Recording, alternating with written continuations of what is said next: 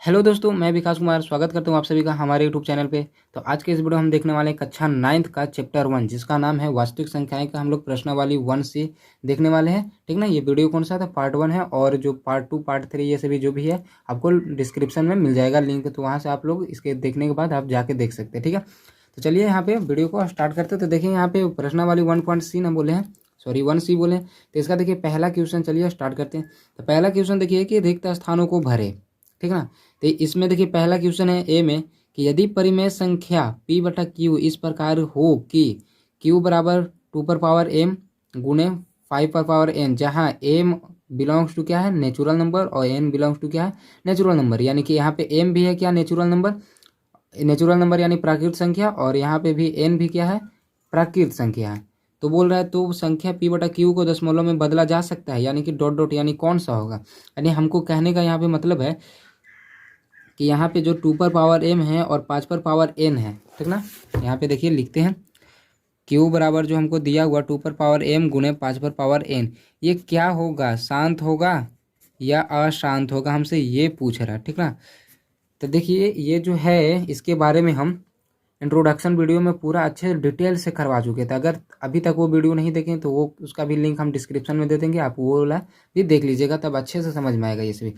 तो देखिए ये जो 2 पर पावर m और जो 5 पर पावर n जो है यहाँ पे, ये शांत होता है। ये क्या होता है, शांत होता है। इसका आंसर क्या हो जाएगा, शांत हो जाएगा, ठीक ना। आप इंट्रोडक्शन पार्ट में जाके देख लीजिएगा, आपको वहाँ से पता चल जाएगा। चलिए अब दूसरा नंबर क्वेश्चन चलते हैं। दूसरा नंबर क्वेश्चन देखिए कि 9/60 को दशमलव में बदलने पर वह होगा, यानी इसको दशमलव में बदलना है हमको, ठीक ना। तो क्या करते हैं हम लोग, नीचे से ऊपर में भाग देते हैं। तो पहले इसको लिख लेते हैं 9/60 है ना। तो यहाँ पे ये पहला हो गया। अब हम लोग दूसरा देखते हैं 9/60।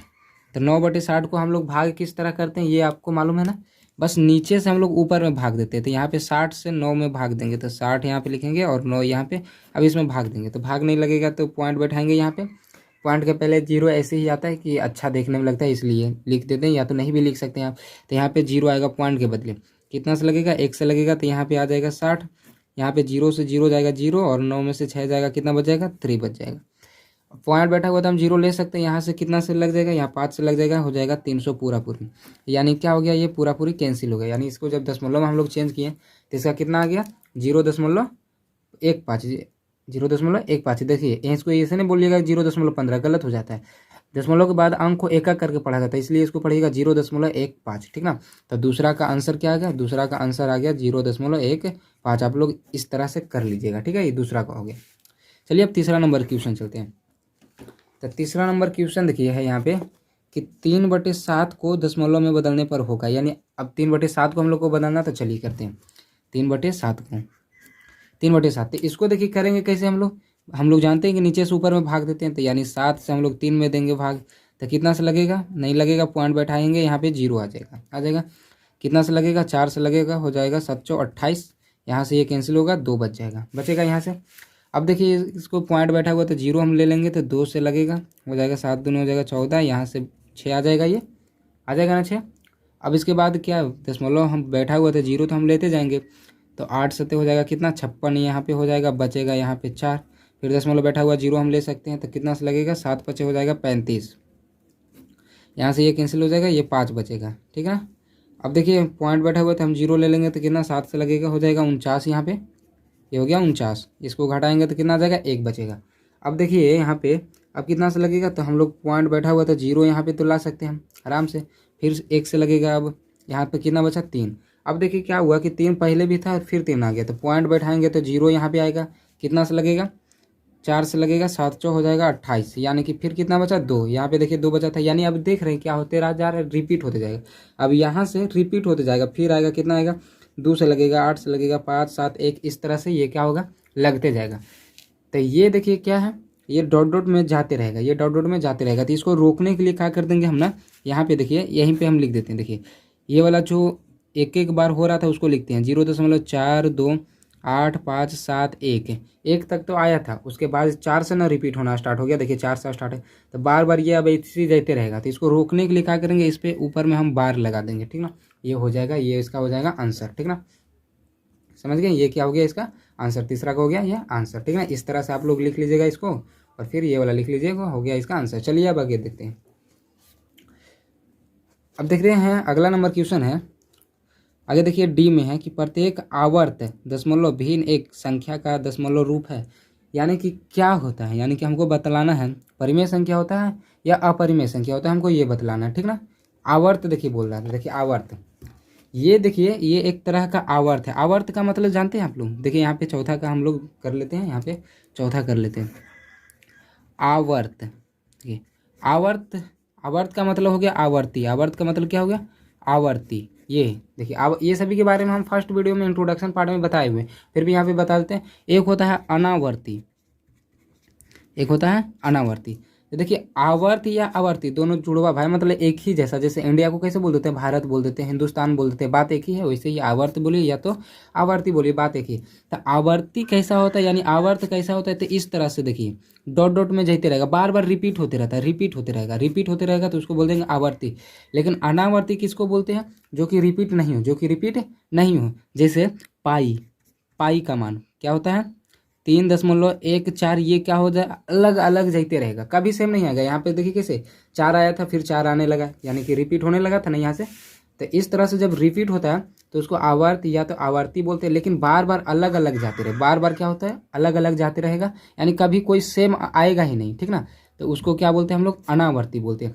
तो ये देखिए आवर्ती क्या परिमेय संख्या ना होता है, परिमेय संख्या ना, देखिए ये क्या है, ये परिमेय संख्या होगा, ये होगा ना। इसको पी बटा क्यू के रूप में हम लोग लिख सकते हैं, जैसे आप लोग ऐसे देखे होंगे ना इस तरह से बार लगा हुआ, तो इसको हम लोग पी बटा क्यू के रूप में कैसे करते हैं। देखिए एक 9 है तो पहले 9 लिख दीजिए, फिर ऊपर में बार है तो इसके बाद निकाल लाते हैं हम, एक 9 लाते हैं ना, तो एक काट के कितना गया 1, यानी इसको परिमेय संख्या के रूप में इसको लिख दिए ना, यानी कि 9/9 लिखे, यानी पी बटा क्यू के रूप में लिख दिए।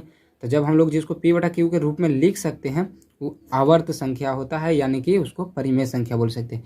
तो ये क्या होगा आवर्त, यानी कि चौथा का क्या हो जाएगा, यहाँ पे आप लोग समझ गए होंगे, चौथा का क्या हो जाएगा प्रत्येक आवर्त दशमलव भिन्न एक परिमेय संख्या का दशमलव रूप है। यानी कि आवर्त जो है कैसा होता है परिमेय संख्या होता है, समझे। परिमेय संख्या क्यों होता है, क्योंकि देखिए ये बार बार दूसरा रिपीट होता है, ठीक ना, यानी बार बार रिपीट होते रहता है अंक। जैसे ये वाला फिर देखिए फिर यहाँ पे आएगा, फिर दूसरा आएगा, वही वाला आएगा, लेकिन बार बार रिपीट होते रहेगा।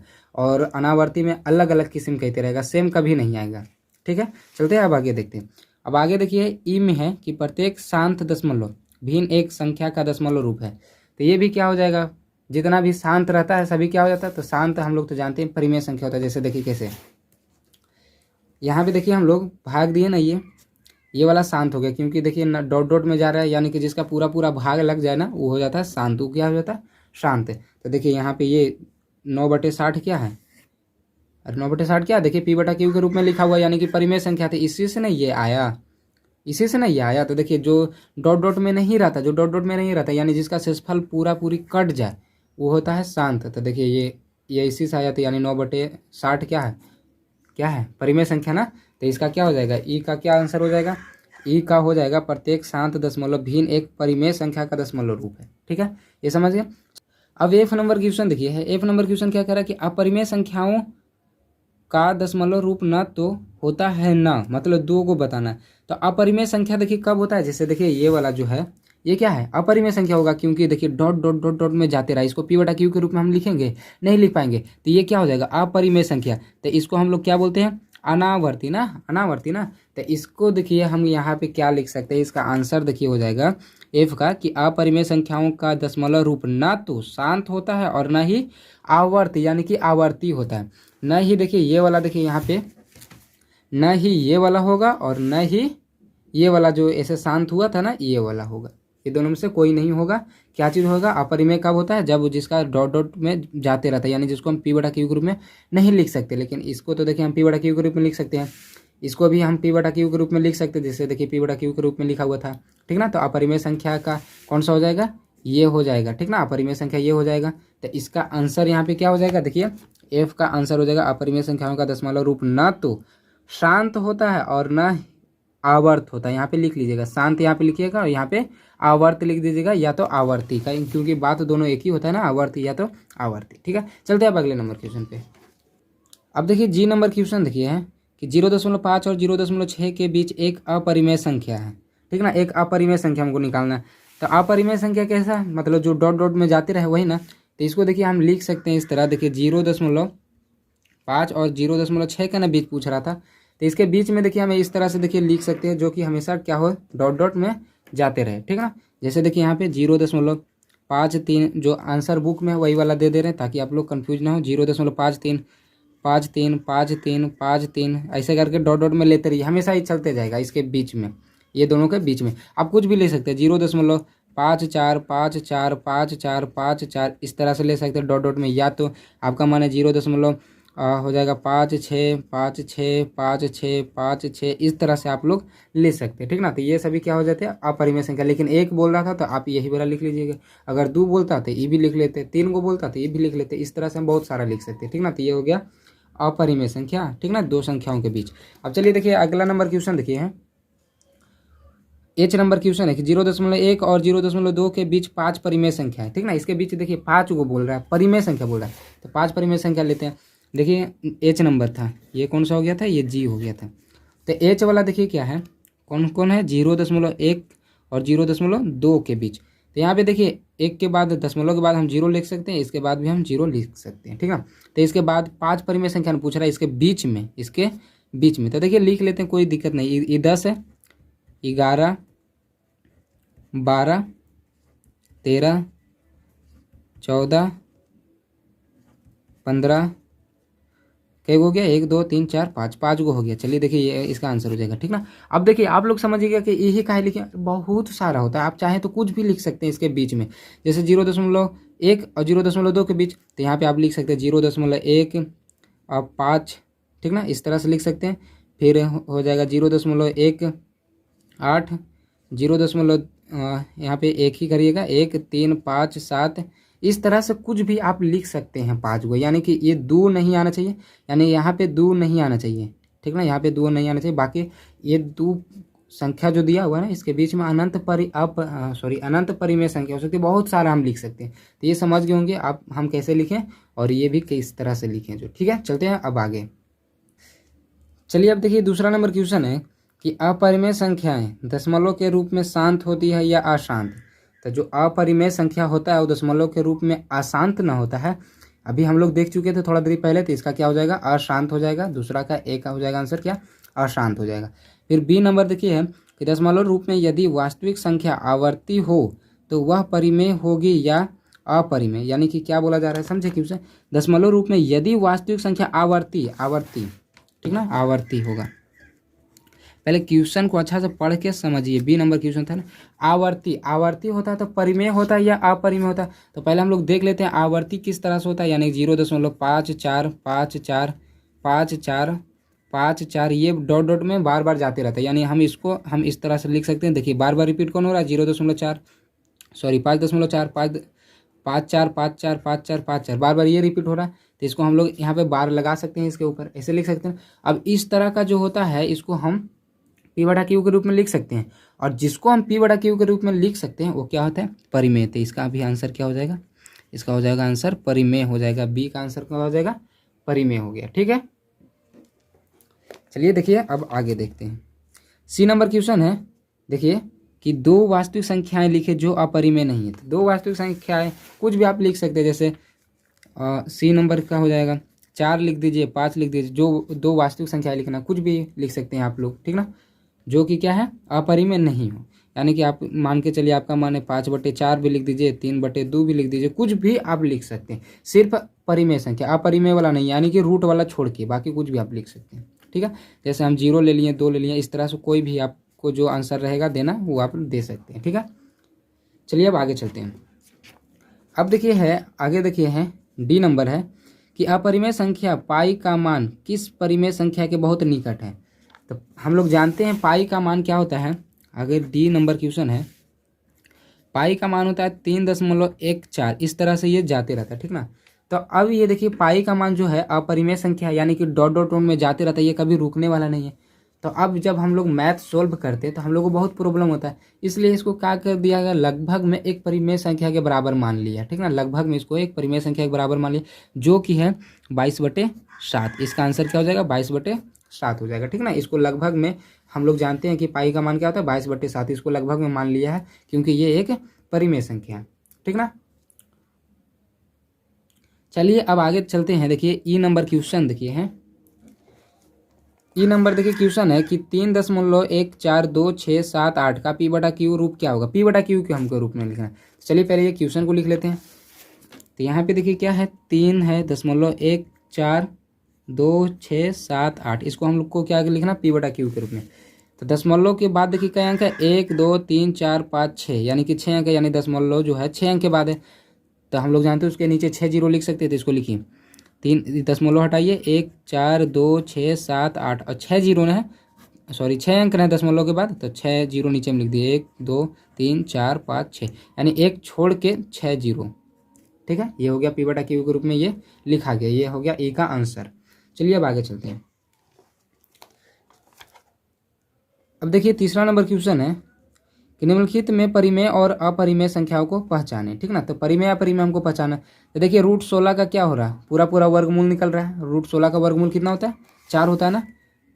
तीसरा का हो जाएगा ए, √16 का वर्गमूल कितना होता है, 4 होता है। तो ये क्या हो जाएगा, परिमेय संख्या नहीं हो जाएगा, यानी कि पहला का हो जाएगा, ए का हो जाएगा परिमेय।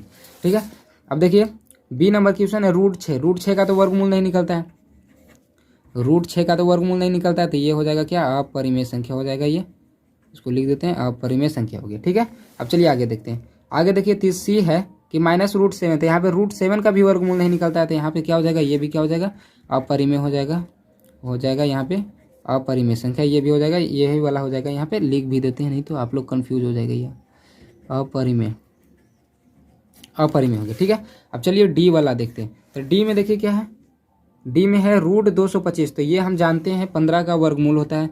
तो √225 कितना हो जाएगा, ये हो जाएगा 15 का ना, सॉरी ये हो जाएगा 15 का। तो ये हो जाएगा क्या, परिमेय संख्या। ये हो गया परिमेय संख्या। ठीक है, चलिए अब आगे देखते हैं। ई नंबर क्वेश्चन है 0.3796। ई नंबर है 0.3796। तो ये परिमेय संख्या हो जाएगा। ये हो जाएगा क्या, परिमेय संख्या। क्यों हो जाएगा, क्योंकि देखिए इसको हम लोग पी बटा क्यू के रूप में लिख सकते हैं। पी बटा क्यू के रूप में लिख सकते हैं किस तरह, देखिए बस ये दशमलव के अंक के बाद है 1 2 3 4, 4 अंक के बाद है दशमलव ना। तो ये दशमलव हटाइए और इसको ऐसे लिख दीजिए, नीचे में 4 जीरो लिख दीजिए। ये हो गया पी बटा के रूप में। और जिसको पी बटा के रूप में लिख सकते हैं हम, वो क्या होता है, परिमेय संख्या होता है। चलिए अब डी नंबर, सॉरी डी के बाद क्या आ जाएगा, यहाँ पे आ जाएगा एफ।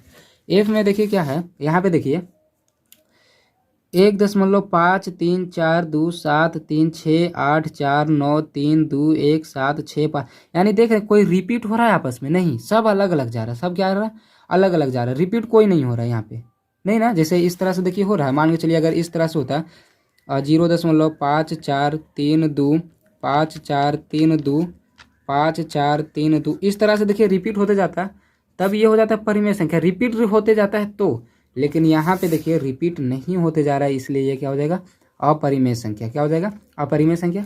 ठीक है, तो यहीं तक हम लोग वीडियो को रखते हैं, क्योंकि वीडियो ज़्यादा लंबा हो जाएगा। तो और आगे का जो क्वेश्चन है आपको पार्ट 2 वीडियो में, जो कि डिस्क्रिप्शन में आपको लिंक मिल जाएगा, आप वहाँ से क्लिक करके देख सकते हैं। ठीक है, तो आपको वीडियो कैसा लगेगा ये आप कमेंट में जरूर बताइएगा, और वीडियो को लाइक भी कर दीजिएगा। ठीक ना, और चैनल को नए होंगे तो चैनल को सब्सक्राइब भी कर दीजिएगा। ठीक है, मिलते हैं अगले वीडियो में, तब तक के लिए जय हिंद जय भारत।